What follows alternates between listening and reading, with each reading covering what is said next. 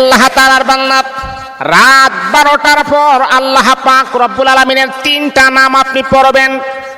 আল্লাহ পাক রব্বুল আলামিন আপনার অভাব অনটন আমার আল্লাহ দূর করে দিবেন। এমনকি এমন এমন জায়গা থেকে আমার আল্লাহ রিজিকের ফয়সালা করবেন।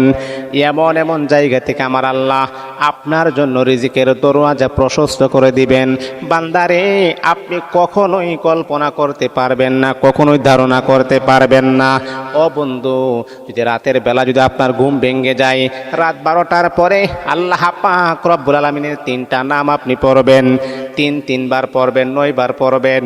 এই নামগুলা পড়ার সাথে সাথে আমার আল্লাহ আপনার জন্য রিজিকের দরওয়াজা আমার আল্লাহ খুলে দিবেন।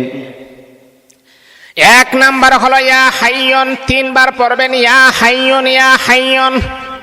এ বন্ধু আমার, তারপর আবার 3বার পড়বেন ইয়া কাইয়ুম ইয়া কাইয়ুম ইয়া কাইয়ুম। তারপর আপনি আবার 3বার পড়বেন ইয়া রাজ্জাকু ইয়া রাজ্জাকু ইয়া রাজ্জাকু।